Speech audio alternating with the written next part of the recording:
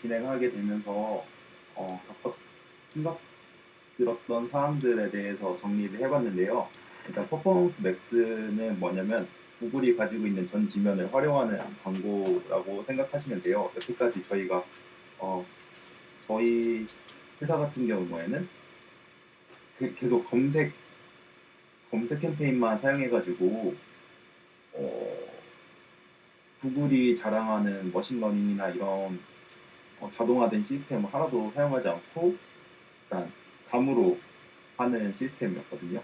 그러니까 구글 매니저님이 좀 퍼포먼스 맥스 한번 사용해봐라 하면서 사용하게 됐는데 어, 주요 특징은 이제 소비자 여정이 복잡하기 때문에 특정 캠페인을 포기하고 진행할 수 있었던 진행하는 사례가 많았었어요. 하지만 그런데 퍼포먼스 맥스는 모든 광고 상품을 한 번에 운영하기 때문에 가장 효과 좋고 소비자가 우리 전환 목표에 가장 도달할 수 있는 캠페인을 몰아줌으로써 저희 전환 실적을 높일 수 있는 캠페인이라고 저는 이해했어요.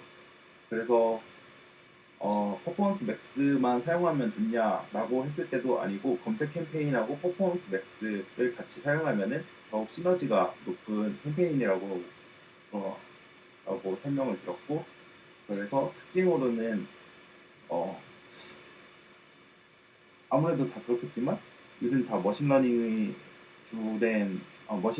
주된 광고를 집행하고 있잖아요. 그래서 머신러닝에 필요한 기간이 최소 2주이고 일예산은 최소 30만 원 선이라고 그러시더라고요.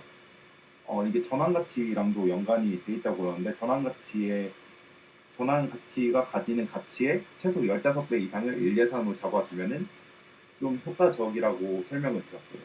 그 다음에 이제 영상 에셋이 무조건 필요하다라고 설명이 들었고, 이게 왜 그러냐면 동영상 캠페인 같은 경우도 계속 집행이 되기 때문에 무조건 필요하다라는 설명을 드렸고, 광고 그룹은 여러 개로 나눠서 저희가 전통적으로 광고를 진행할 때 감으로 막 어, 네이버 광고처럼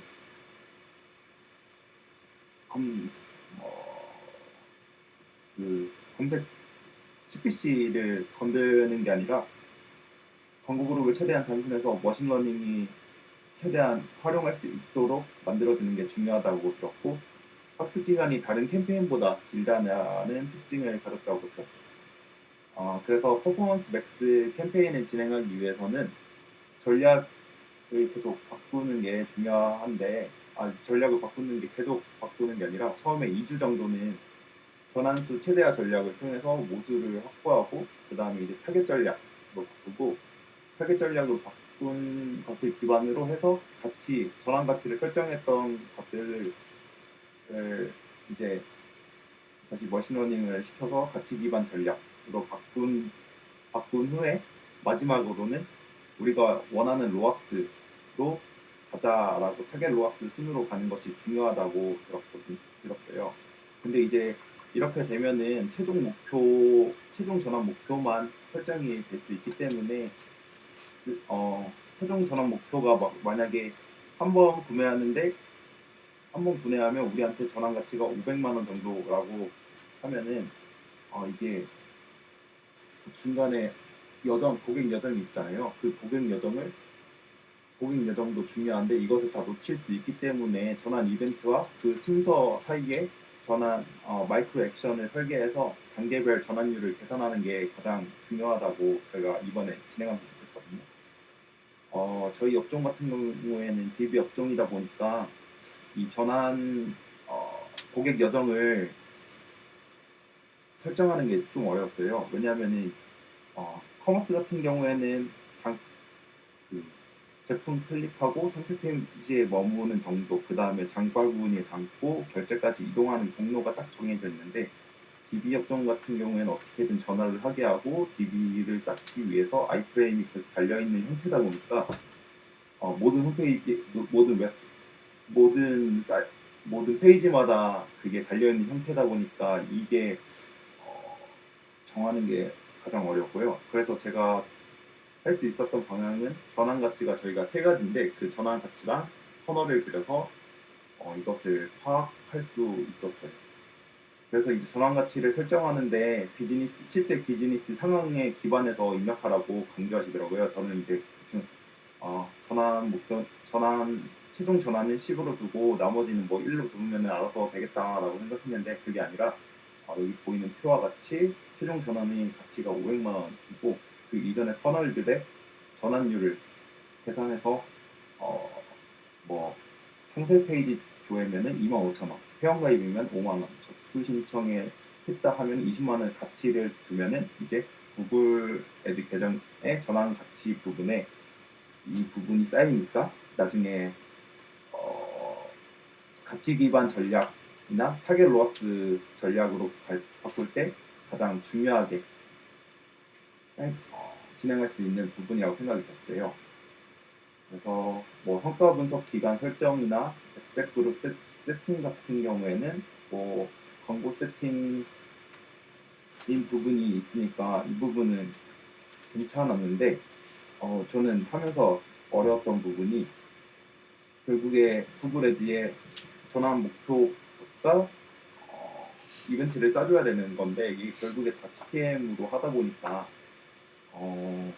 GTM 내에서 이벤트를 수집하고 또 GA4로 넘어가고 있으면서 다 같이 하니까 좀 어려웠어요. 특히 아이프레임 같은 한계점이 있었는데 아이프레임이 모든 페이지마다 존재하는 독립된 홈페이지다 보니까 여기서 일어나는 이벤트가 저희는 주요 전환 이벤트라고 생각을 하고 그리고 주요 전환 이벤트를 다시 구글 에즈에 넘기려는 형태였는데 이 아이프레임에서 일어나는 이벤트가 100% 추적이 가능한 게 아니더라고요.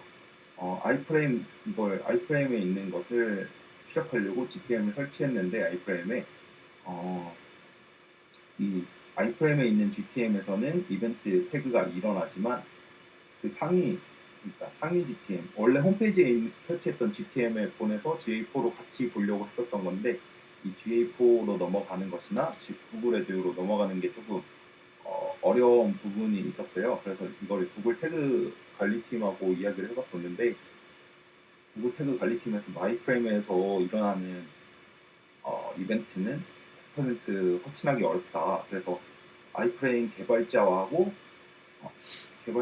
이 부분을 다시 이야기해야 되지만 그래도 100% 추적하는 게 어려울 것이다 라고 답변을 들었고 이거를 근데 이제 아이프레임에 설치된 GTM에서는 이벤트가 측정이 되니까 차라리 아이프레임 GA4를 다시 만들어서 이것만 따로 측정하고 구글 에즈로 넘겨보는 게 어떠냐라고 답변을 들었는데 이렇게 되면 문제가 아이프레임이 한 사이트만 쓰는 게 아니라 여러 사이트에서 같은 아이프레임을 쓰다 보니까 안 될 것 같아서 그냥 넘어가는 대로만 놔두기로 했습니다. 네.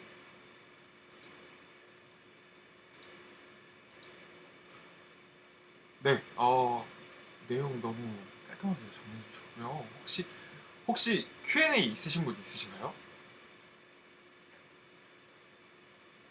Q&A 있으신 분 예, 질문 부탁드리겠습니다. 혹시 이거 지금 쓰고 계신 건가요? 그 성과 잘 나오세요? 이거 쓰시는 시절에? 네? 성과요? 네, 성과 잘 나와요. 음, 기존 대비 뭐 얼마 정도? 뭐 이렇게. 기존 대비 한 8배 정도 나오는 것 같아요. 어? 지금 머신러닝 기간인데도 8배 정도 나오는 것 같아요. 와, 강력하네요. 네. 근데 이제 모든 지면을 활용하는 것도 아니고 지금 광고 에셋을 빼고 그 영상 에셋을 빼고 진행하는 건데도 그 정도 나오는 거면은 괜찮다고 생각이 들었고 이게 또 전환 모수 쌓이고 마이크로 액션들도 다 설정이 됐다 보니까 더 잘 될 것 같은 느낌이 들거든요. 자, 진짜 머신러닝 다 최적화되면. 네, 그래서 거의 손댈 필요가 없어요. 처음에 세팅하는데 시간이 진짜 좀 많이 걸리는 것 뿐이지 손댈 필요가 없는 것 같아요. 중간중간에 광고 에셋들만 바꿔주고 그러면은 괜찮을 것 같아요. 처음에 세팅하실 때 얼마나 시간 저는 어, 이제 설, 지금 GA4랑 구글 에즈를 같이 작업하고 있는 상황이다 보니까 한 페이지 작업하는데 3일 정도 걸렸거든요. 이제 퍼널 설계도 처음에 안 돼 있었고, 그 다음에 사이트 구조 파악하는 것도 너무 어려워가지고, 네, 3일 정도 소요된 것 같습니다. 제가 검색 광고 쪽은 잘 몰라가지고 혹시 그러면은 다른 기존에 세팅하는 기간 대비 긴 건가요? 제가 진짜 검색 광고 해본 적이 없으니까. 저도 검색 광고를 메인으로 집행은 안 해봐가지고 예전에 잠깐 네이버 검색 광고 세팅할 때는 하루 정도면 했던 것 같거든요. 네, 보통 그렇습니다. 하루 정도면 하는데 이제 이거는 막 그냥 키워드 넣거나 뭐 광고글을 세팅하는 게 아니라 이벤트 GA 아까 말씀하셨듯이 GA 사용하셨을 때 그런 사이트에서 나오는 행동 이벤트들 있잖아요. 그것들을 어떻게 수집하지? 라는 생각을 많이 하게 되니까 오래 걸립니다.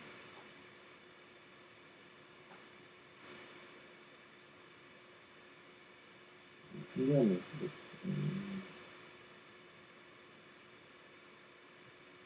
나중에 그러면 GA랑 연동했을 때 어떻게 나올지가 궁금해요. 저는 GA나 그런 분석 쪽을 많이 보니까. 근데 이게 같이 원래 UA만 쓰다가 이제 GA4로 빨리 넘어가라고 구글 매니저님이 그러셔가지고 맞아요. 네, 계속 독촉하시거든요. 이게 왜요? 이제 데이터 빨리 장기전환 데이터 수하신다고 빨리 넘어가야 된다 이러면서 데이터 없어진다고. 네. 그래서 7월인가? 빨리 모수 7월이에요. 네. 모수를 빨리 쌓아놔야 나중에 사용할 수 있다. 근데 저희 회사는 예전에 UA도 잘 안 썼거든요. 그래서 이제 그 데이터 어떤 걸 넣어야 되지 막 이런 걸 고민하는 시간이 너무 길었던 그거 전환하는 것도 막 되게 복잡한 건가요? 제가 이게 안 하다 봤는데. 전환 복잡하진 않는데 제가 GTM을 잘 못 다루다 보니까 시간이 조금 오래 걸렸어요.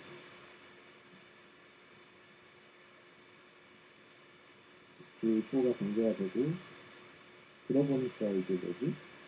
GO가 그 구글 옵티마이즈 이제 등장하는 거는 아실 거고. 네. 그거 대신에 뭐였지? 옵티마이즐리? 네. 혹시 아세요? 네이버 네, 저도. 옵티마이저리. 거기하고 전략적 제휴 맺었다고 하던데, 저들이. 모르겠다, 어떻게 할지. J4 얘기가 나와가지고, 저쪽으로.